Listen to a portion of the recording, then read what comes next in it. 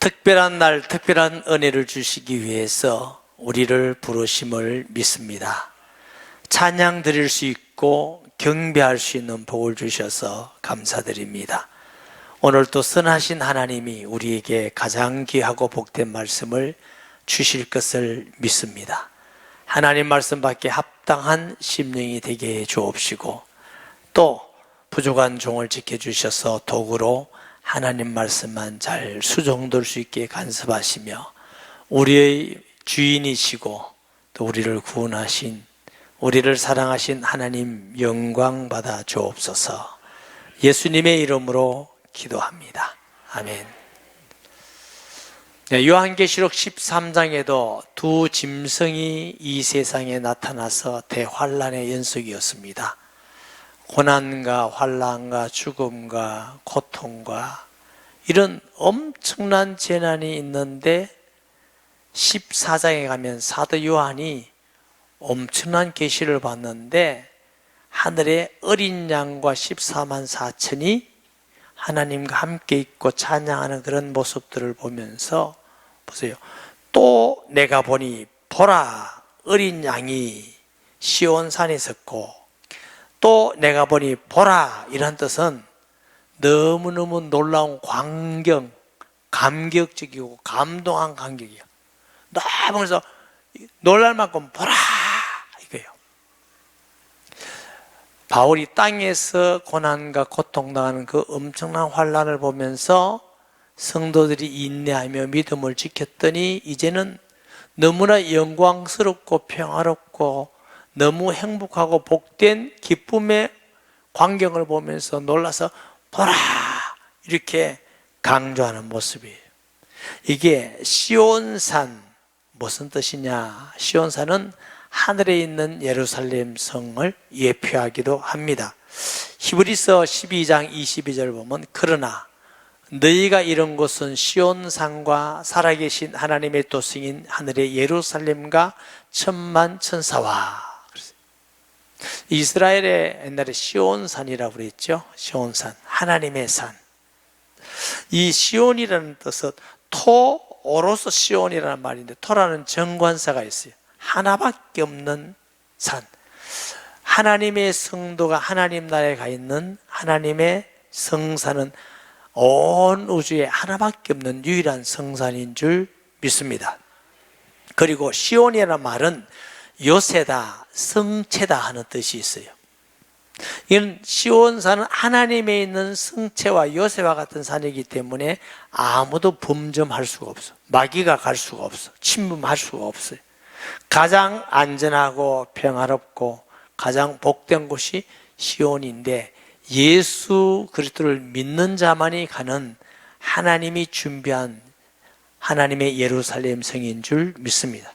거기에는 슬픔이나 눈물이나 죽음이나 고통이나 죄나 저주가 전혀 없는 곳이, 의와 희락과 화평만 있는 곳이, 기쁨만 있는 하나님의 성전이죠. 그러니까 사도 요한이 땅에는 시끄러운 소리가 나고 죽음의 소리, 거짓말의 소리, 죄악의 소리, 탄식의 소리, 억울함의 소리, 답답한 소리, 이게 땅의 소리예요. 죽음의 소리.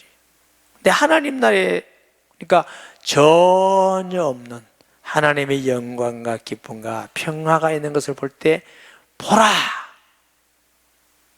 우리 믿는 사람이 믿음을 지키면 이런 엄청난 하나님의 약속된 장소가 있다. 보라. 여러분, 땅 위에서 예수 믿는 거 쉽지만은 않습니다. 때로는 손해봐야 되고 왕따 당할 수도 있고, 심할 때는 핍박받기도 하고 고난과 죽음이 오기도 합니다. 그러나 잠시 잠깐입니다. 사도 바울은 이것을 알았기 때문에 보이는 것은 잠깐이요 보이지 않는 것은 영원하다. 어리석은 사람은 잠깐 있는 세상에 모든 걸 투자하려고 그러지만, 지혜로운 사람은 영원한 곳에 내 삶을 투자하는 줄 믿습니다. 요 근래 어떤 분이 저에게 물어요. 목사님, 30대, 40대, 50대 지금 어느 시간이 빨리 갑니까? 똑같이 빨리 간다. 저는 요즘 제 자신을 좀 알라고 생각을 많이 해요. 왜? 무슨 생각을? 자꾸 가만히 있으면 마음이 청소년 같아. 정신 차려라 너. 내년이면 지하철 그냥 타는 거야. 정신 차려. 정신 차리면, 그런데 가만히 있으면 자꾸만 내가 청소년 같아요. 마음이. 참 빨리 가는 거구나. 정말 빠르구나. 우리가 얼마 있지 않으면, 잠시 잠깐 오면 우리도 영원한 나라에 가는데, 이 세상에도 잘 살아야 되겠지만, 그러나 이 세상에 모든 걸 하지 마시고 어려운 가운데 있다 할지라도 믿음을 지키면서 끝까지 승리하기를 주의 이름으로 축복합니다. 이 사도 요한이 그런 땅에서 핍박과 고난과 환난 가운데 있다가 하늘에 있는 그 엄청난 영광스러운 모습을 볼 때에 얼마나 감격적인지 보라! 제가 이 성경을 읽고 설교를 준비하면서 찬송가가 하나 생각이 나서 찬송가가 제 마음속에 있었어. 제가 설교할 때 찬송가 못해서 잘 안 하는데 오늘은 꼭 해야 되겠다. 491장 1절만 하겠습니다. 491장 1절. 같이 해도 용서해 드릴게요. 저 높은 곳을 향하여 날마다 나아갑니다. 내 뜻과 정성 모아서 날마다 기도합니다. 내 주여 내 맘 붙드사 그곳에 있게 하소서. 그곳은 빛과 사랑이 언제나 넘치옵니다. 할렐루야. 이런 나라가 우리나라예요. 1부 예배 때 4절까지 했어. 2부 예배 때 2절까지 했어. 3부 예배 때는 1절. 시간이 없어. 다 하고 싶지만 숙제 집에 가서 하세요. 여러분, 하나님 나라에 빛과 영광이 있는 나라. 사도 요한이 봤을 때 얼마나 감격적인지, 너무너무 기쁘고 너무너무 좋겠다. 보라, 어린 양이 시온산에 섰고 그와 함께 14만 4천이 서 있는데, 믿는 사람들 전체를 상징한 겁니다.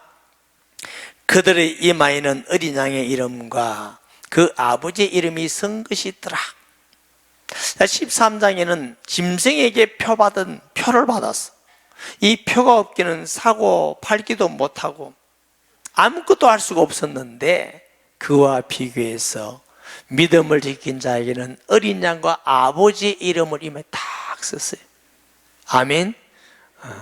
짐승에 표받는 자가 아니라 어린 양의 이름을 쓰는 자, 서임 받는 자 되시기 바랍니다.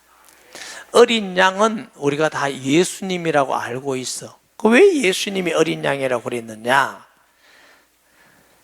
요한복음 1장 35절 36절 보면, 또 이튿날 요한이 자기 제자 중 두 사람과 함께 있었다가 예수께서 근이심을 보고 말하되, 보라, 하나님의 어린 양이로다.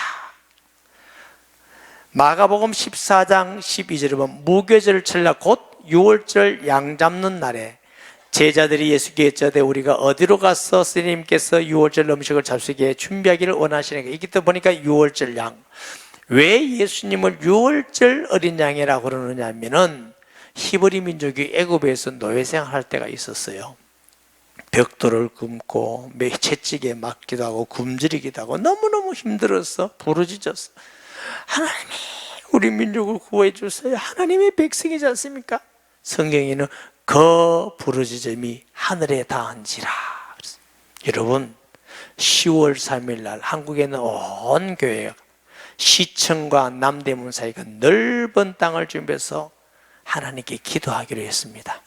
거기는 누구 나가라 들어가라 없어요. 찬송하고 기도하고 말씀 듣고 설교하는 사람도 없도록 했어요. 왜?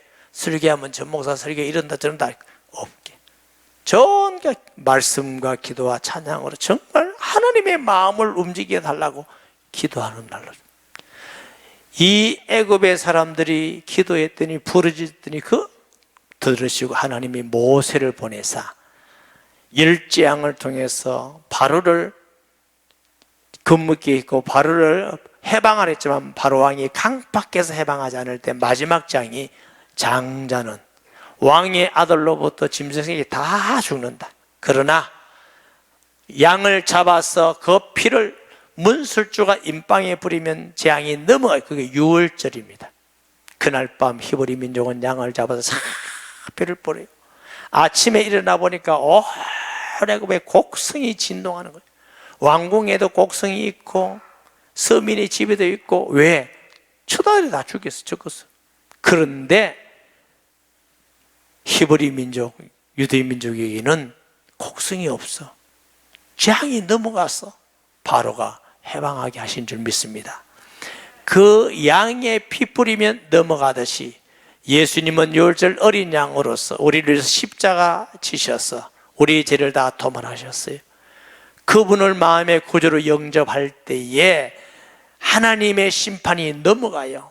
하나님의 저주가 넘어가요. 재앙이 넘어가요. 그래서 예수 그리스도 이름으로 구원받게 됨을 믿습니다. 그리고 요한복음 5장 24절에 내 말을 믿고 나를 보내시는 믿는 자는 심판에 이르지 아니하니니 사망에서 생명으로 옮겼느니라. 할렐루야.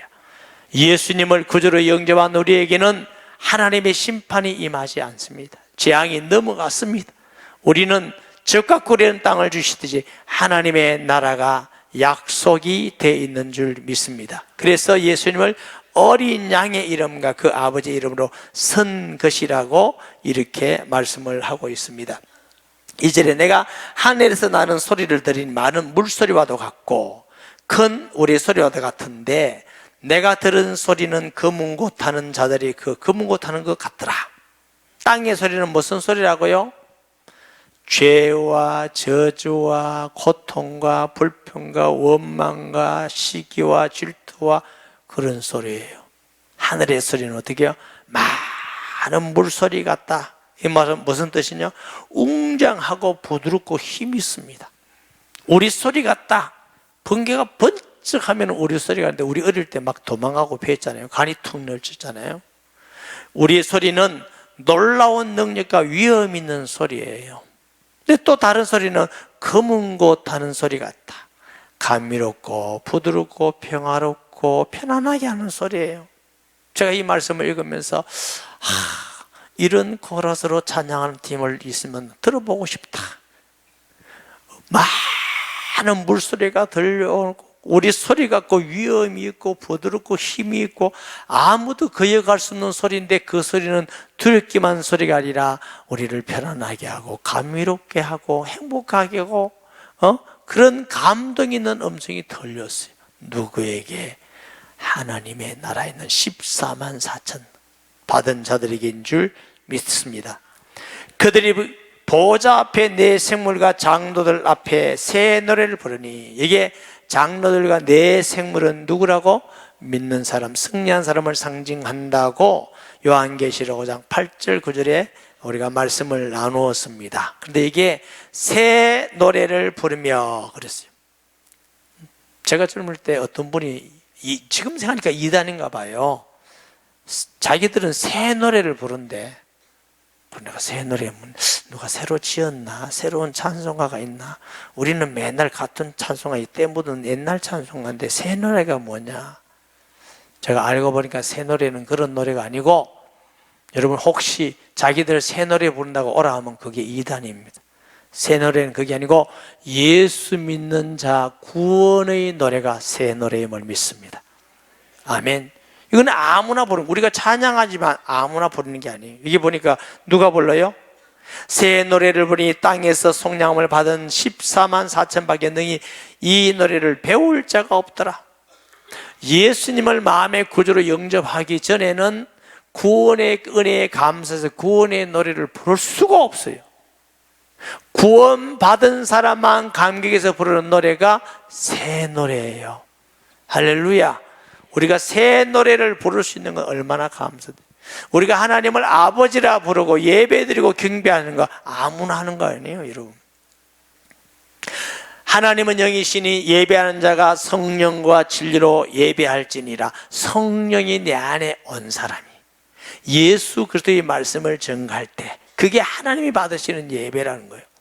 불신자들은 돼지머리 갖다 놓고 생선 갖다 놓고 뭐 과일 잘라 놓고, 여러분 사실은 귀신도 그거 먹는 거 아닙니다.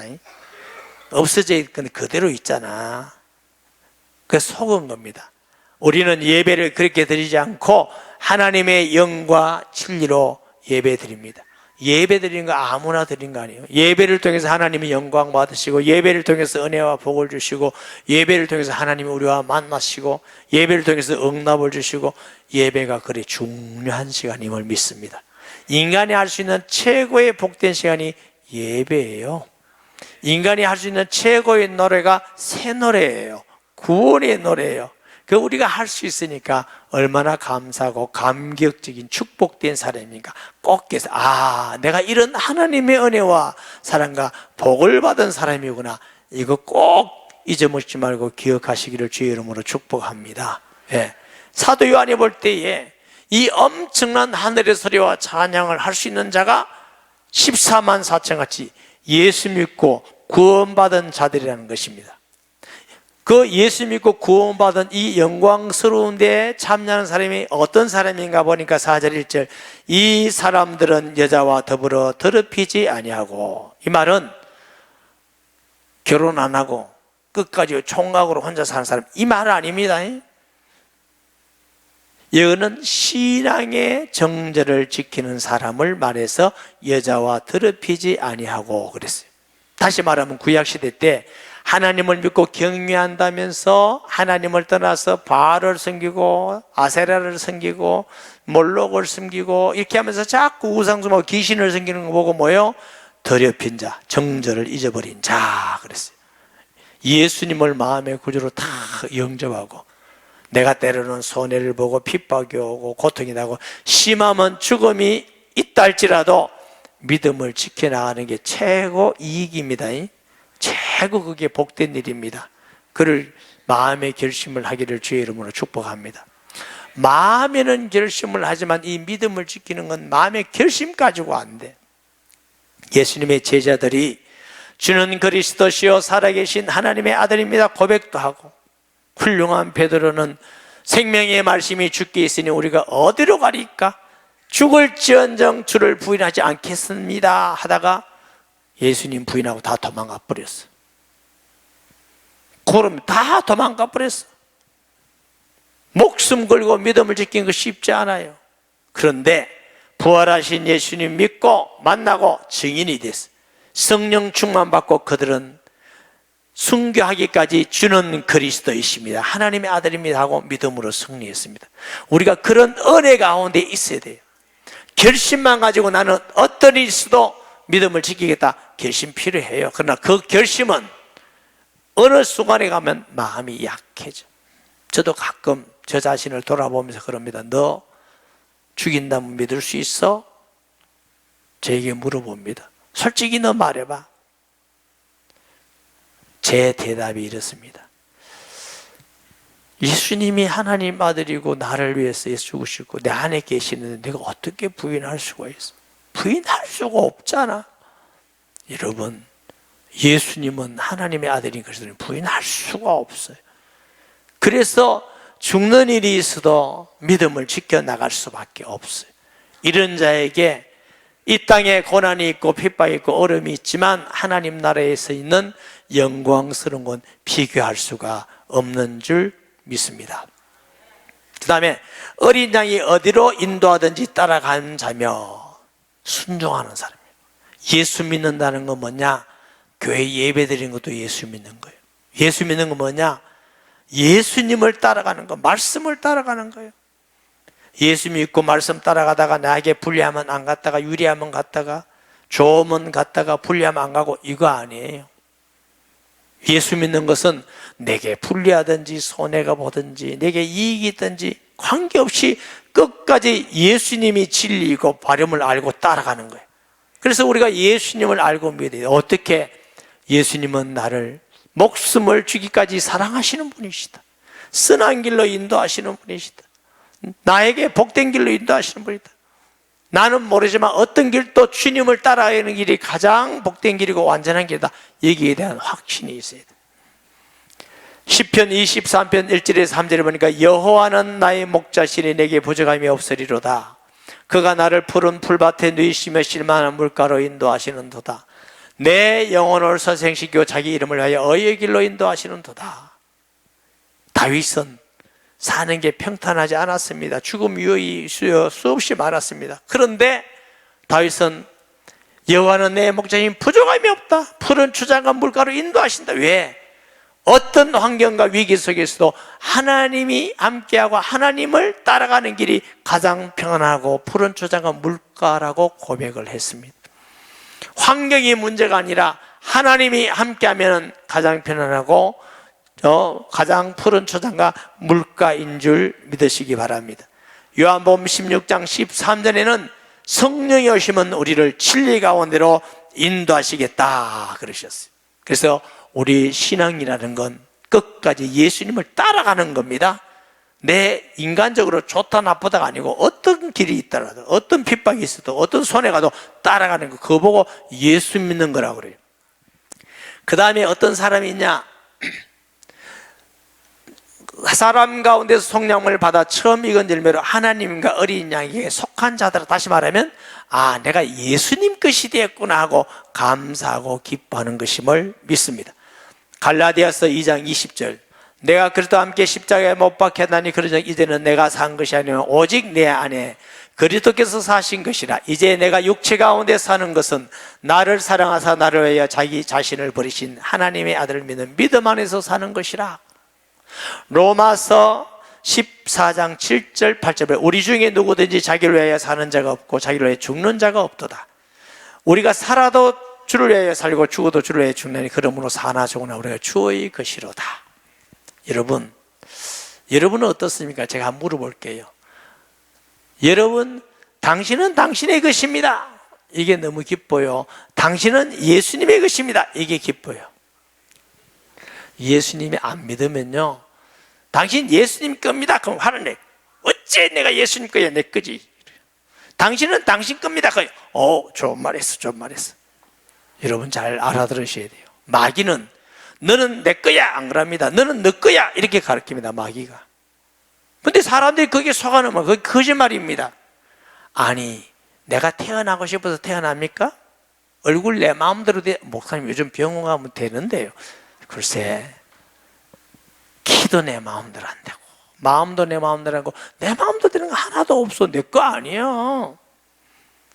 그런데 내가 하나님의 것이 되는 게 좋아요, 마귀 것이 되는 게 좋아요? 당연하죠. 마귀는 거짓말하고 도둑질하고 죽이고 지옥 가게 만들고 병들어 만들고 저주받게 만들고, 그게 마귀가 하는, 악한 자가 하는 일이에요. 하나님은 우리를 사랑하시고 우리에게 최고 선한 길로 인도하시고 구원하기를 원하시고 복받기를 원하시고 함께하기를 원하는 게 하나님이에요. 적어도 우리가 나는 예수님의 것이구나 할 때 너무 기쁘고 행복하고 막 마음에 감사가 나고 이래야 그게 제대로 된 신앙이에요. 아멘. 제가 우리 지휘자 집사님, 지휘자 집사님은 미스 코리아 같이 예쁜 사람이 아니, 그렇게 믿으세요? 저는 장동건 같이 멋지고 잘생긴 사람이에요. 둘이를 사랑을 했대요. 너무 좋아. 그러니까 저 아가씨가 날 너무 좋아해. 나도 저 아가씨를 너무 좋아해. 그래서 내가 말하는 거야. 자기야, 자기는 내 거 맞지? 그러면 좋아하면 그 아가씨가 나보고 뭐래요? 나 자기 거야 이래요. 알아요, 몰라요? 안 해보고 살았어요? 그럼 기분이 워낙 나쁠까, 행복할까? 행복해요.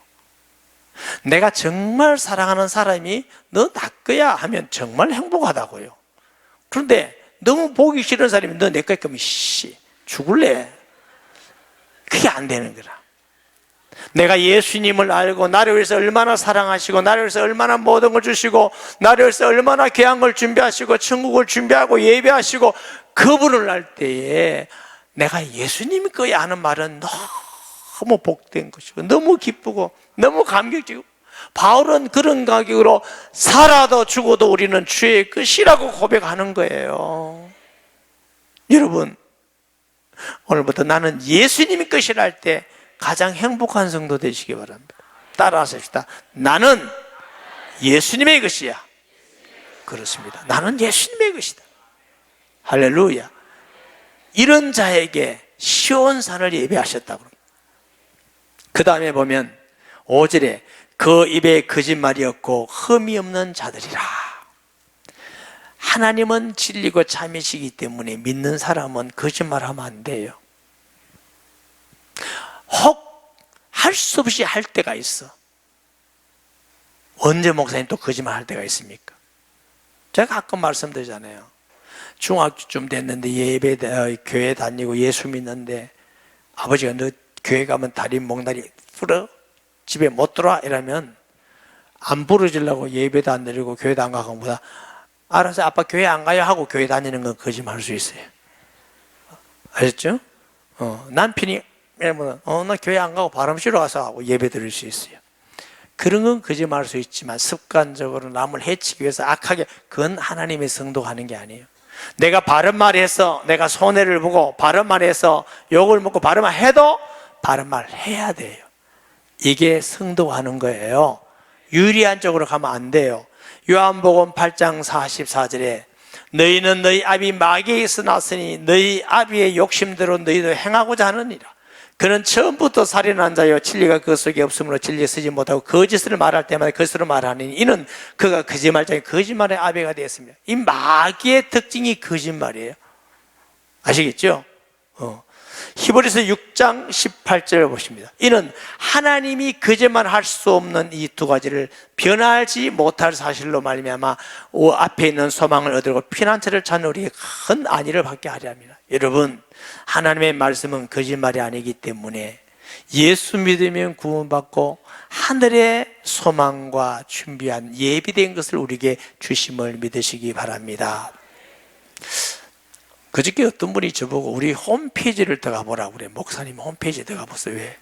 뭐 있습니까? 하니까 뭘 써놨대요.